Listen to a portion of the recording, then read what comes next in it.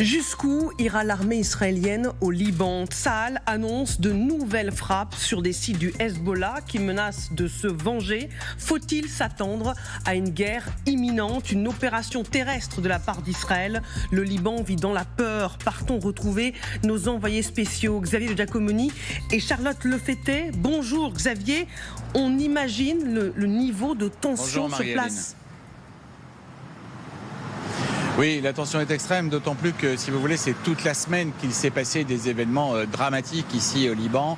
L'explosion des pagers, des beepers mardi d'abord, 2800 blessés, une quarantaine de morts. Le lendemain, les talkie-walkie, ça s'est passé notamment pendant les obsèques de certains membres du Hezbollah qui avaient été tués la veille.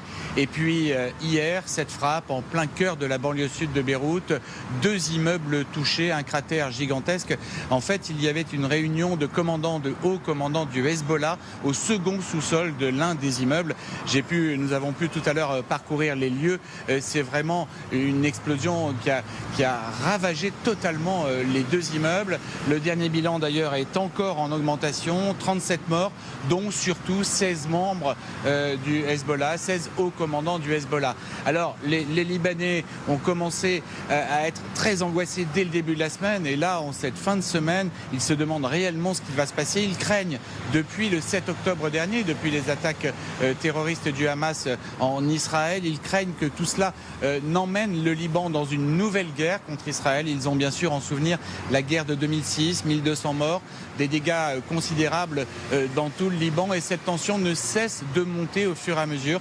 Actuellement, l'armée israélienne mène une centaine de raids au sud Liban contre des positions du Hezbollah, et évidemment cela renforce encore les craintes, les très fortes inquiétudes des Libanais. Xavier, justement, est-ce que la population libanaise soutient le Hezbollah ?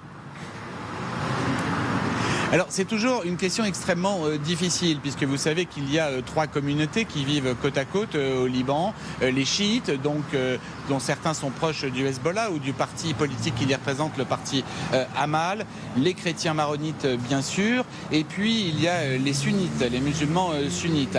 Alors souvent, les 2 communautés accusent le Hezbollah de faire monter les tensions et de risquer justement d'emmener le Liban dans la guerre, de faire danser le Liban en quelque sorte sur un volcan. Là, on a assisté à des scènes assez surréalistes, assez extraordinaires pour le Liban, à savoir que beaucoup de Libanais, toutes confessions confondues, sont allés par exemple donner leur sang pour aider les blessés qui étaient pour la plupart tous proches du Hezbollah. Et il y a aussi beaucoup de gens qui disent oui, finalement, le Hezbollah, c'est la résistance, il faut résister à Israël.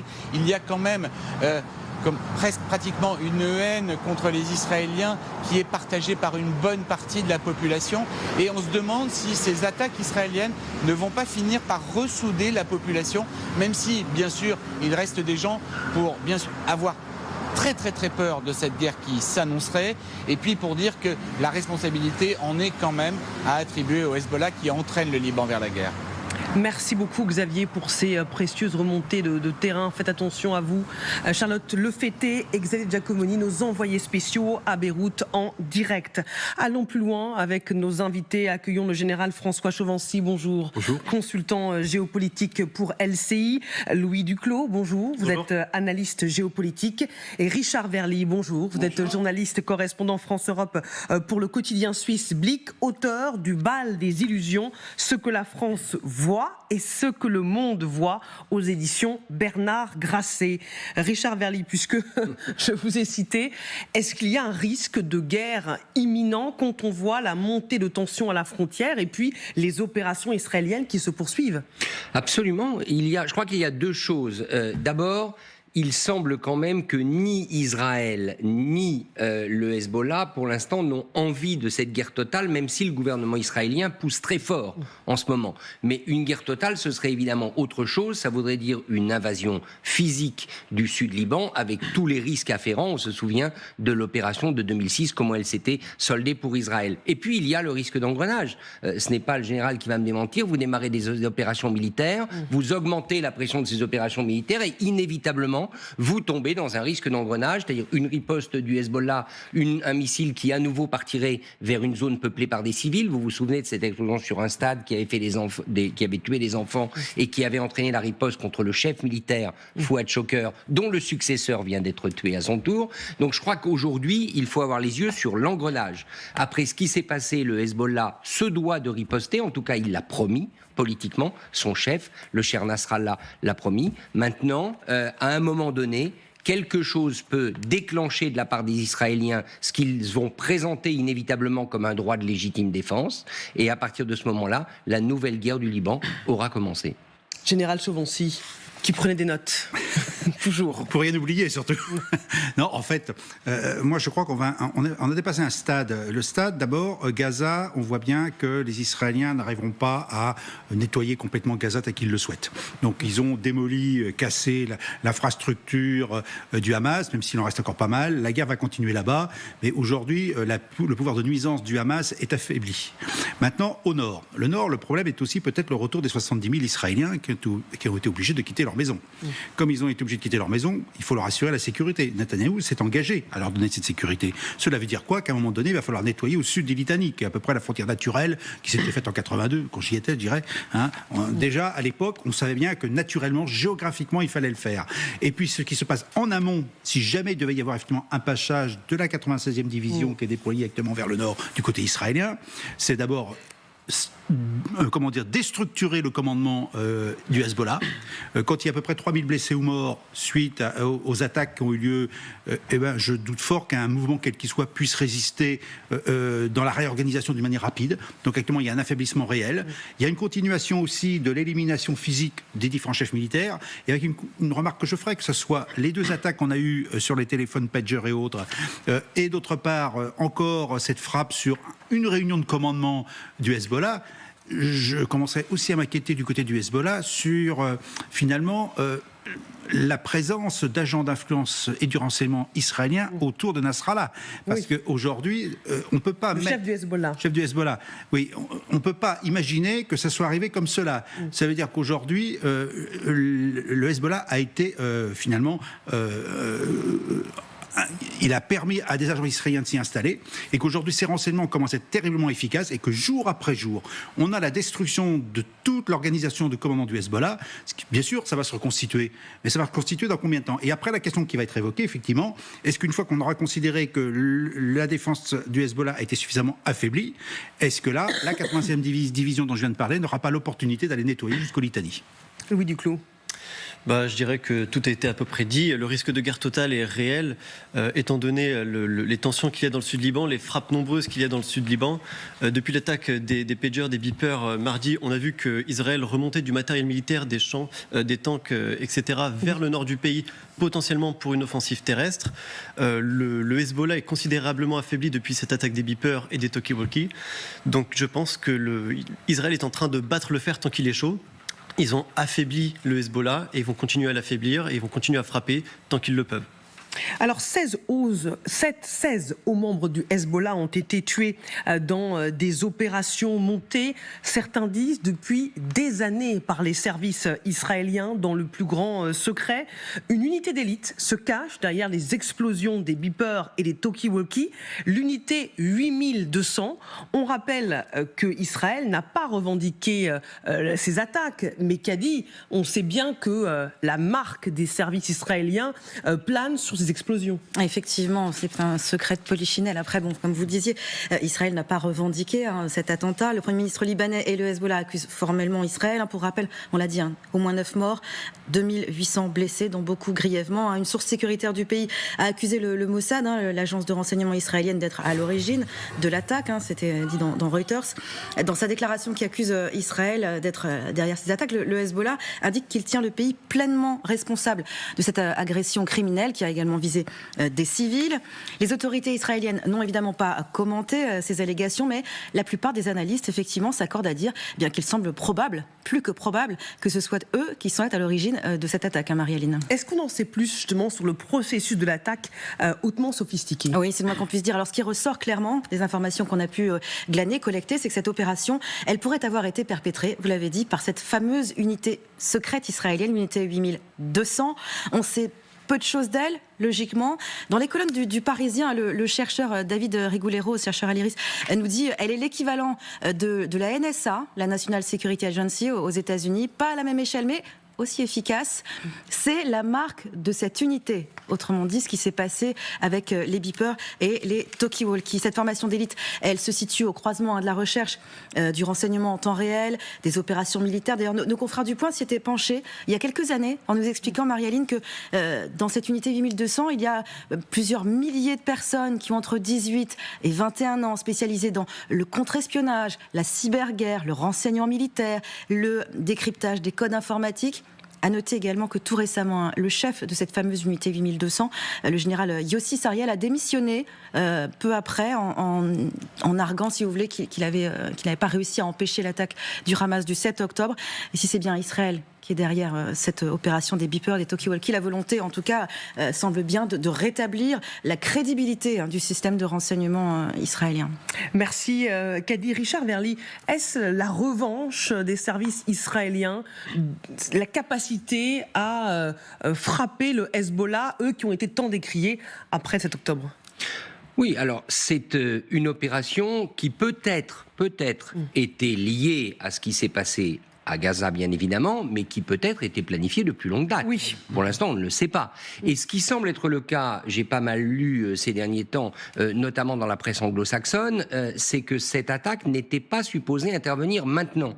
Les beepers avaient été piégés de manière à pouvoir être activés, c'est-à-dire à pouvoir exploser lors d'une offensive militaire, lors d'une opération militaire, parce qu'à ce moment-là, tous les cadres, on aurait été sûr d'abord que ces beepers auraient été aux mains de cadres et de soldats du Hezbollah, ce qui n'est pas le cas. Là, il semble qu'il y a quand même eu beaucoup de civils également. Imaginez par exemple quelqu'un qui avait posé un beeper sur la table avec sa petite fille qui vient près de la table, et bien la petite fille, elle meurt. Il faut quand même pas l'oublier.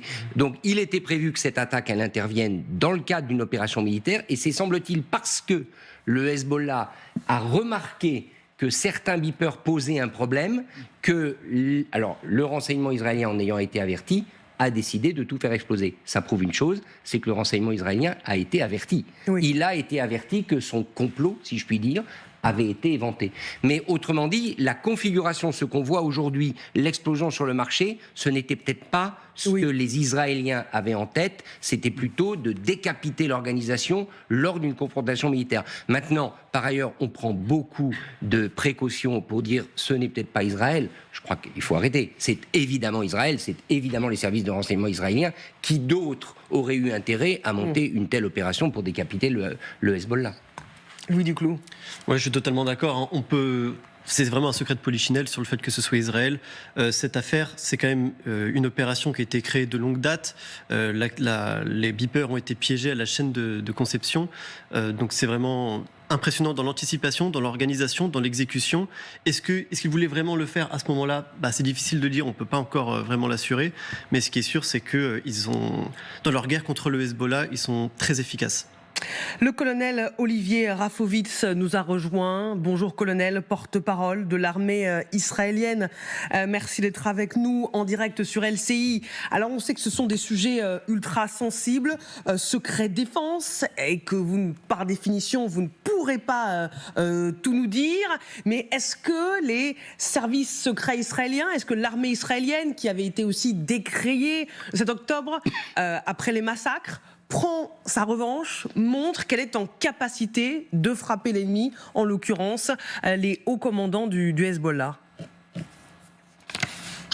Bonjour et merci de m'inviter dans votre émission aujourd'hui. Il y a eu hier une frappe extrêmement précise de Tzahal et de l'armée de l'air israélienne à Dahia, dans le quartier sud de Beyrouth. Durant cette frappe, plus de 15 membres importants du Hezbollah, très importants, ont été éliminés, dont Ibrahim Akil, le numéro 2 du Hezbollah, celui en charge des opérations spéciales, opérations tout court du Hezbollah. Je rappelle également au public français que Ibrahim Akil a été un des responsables principaux de l'attaque et du massacre des parachutistes français en 1983 à Beyrouth, ce qu'on appelle l'attentat du Drakkar. Et avec Fouad Chouker, qui a été éliminé également par nos forces il y a quelques mois, on a ici 2 hommes qui étaient directement impliqués dans les attaques et les massacres à Beyrouth contre les Français, également contre les Américains qui avaient fait plus de 300 morts à l'époque. Il est clair que la frappe d'hier est une frappe extrêmement importante, une frappe qui vient détruire l'appareil de commandement au plus haut niveau du Hezbollah, qui, je vous le rappelle, attaque depuis le 8 octobre Israël. Encore aujourd'hui, à l'heure où je vous parle, il y a quelques minutes, des frappes ont eu lieu en Israël de la part du Hezbollah, je parle de roquettes.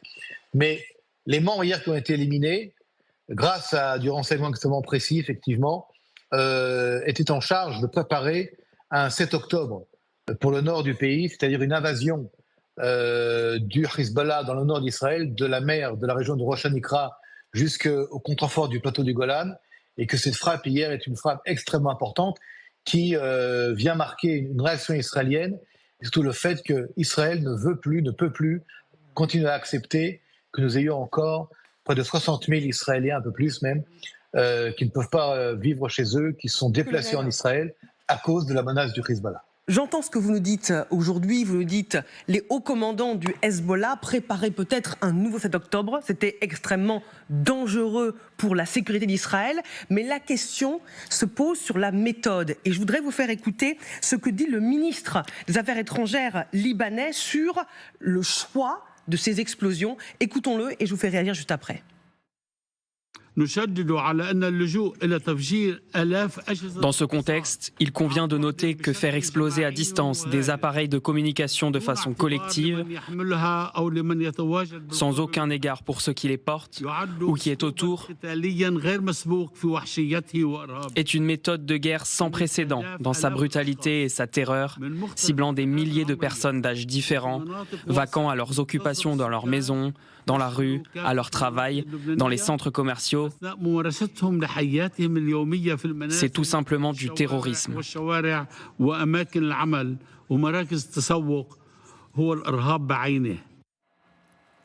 Colonel, est-ce que ces explosions, qui certes ont tué des hauts commandants du Hezbollah, mais qui ont fait aussi des centaines de blessés, parmi eux des civils, s'apparentent à des crimes de guerre ? Je n'ai aucun commentaire à faire sur ce qu'a dit le ministre que vous avez maintenant montré à la télévision. Aucun commentaire sur ces informations que je ne connais pas. Est-ce que le fait de vouloir décapiter des membres du Hezbollah justifie de faire des victimes civiles ? Votre question n'est pas claire. Vous parlez de la frappe d'hier ? Je parle de la lutte globale contre le Hezbollah, que ce soit à travers des frappes, que ce sera à travers des explosions. On sait bien que vous ne pouvez pas nous dire tous les détails des opérations secrètes israéliennes, mais est-ce que la lutte contre le Hezbollah justifie de faire potentiellement des victimes parmi les civils libanais ? La seule chose que je peux vous dire, c'est que le Hezbollah, qui se trouve au Liban, qui est financé, armé, entraîné par l'Iran, a attaqué Israël depuis le 8 octobre. A attaqué Israël. C'est-à-dire que l'agresseur est le Hezbollah. Israël aujourd'hui, en frappant comme hier les chefs du Hezbollah à Beyrouth, se trouve dans une posture de légitime défense. Et je rappelle encore une fois, je le re-rappelle, que ces hommes-là, dont Ibrahim Akil, étaient recherchés depuis des années par les autorités américaines. D'ailleurs, il donnait, je crois, une prime de 7 millions de dollars parce qu'impliqués directement dans des attaques et dans des meurtres de citoyens israéliens, américains, israéliens aussi d'ailleurs, américains, des soldats américains, également des soldats français, je rappelle, en 1983.